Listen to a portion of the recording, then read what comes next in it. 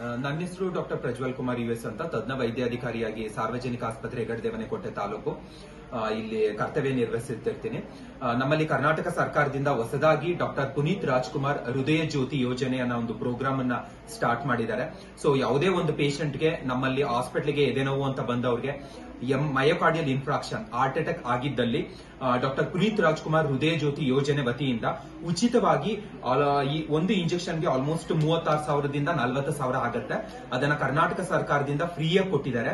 ಯಾವುದೇ ಒಂದು ಪೇಷಂಟ್ಗೆ ಮಯೋಕಾರ್ಡಿಯಲ್ ಇನ್ಫ್ರಾಕ್ಷನ್ ಅಂತ ಏನಾದ್ರು ಇಸಿಜಿ ಏನಾದ್ರು ನಮಗೆ ಗೊತ್ತಾಯ್ತು ಅಂತ ಹೇಳಿದ್ರೆ ಅವ್ರಿಗೆ ಈ ಇಂಜೆಕ್ಷನ್ ಅನ್ನ ನಾವು ಉಚಿತವಾಗಿ ಕೊಟ್ಟು ಇಲ್ಲಿಂದ ನಾವು ಹಬ್ ಹಾಸ್ಪಿಟಲ್ ಜಯದೇವ ಹಾಸ್ಪಿಟಲ್ಗೆ ಹೃದಯ ತಜ್ಞರಿಗೆ ಮತ್ತೆ ಫರ್ದರ್ ಮ್ಯಾನೇಜ್ಮೆಂಟ್ಗೆ ಕಳಿಸ್ಕೊಡ್ತೀವಿ.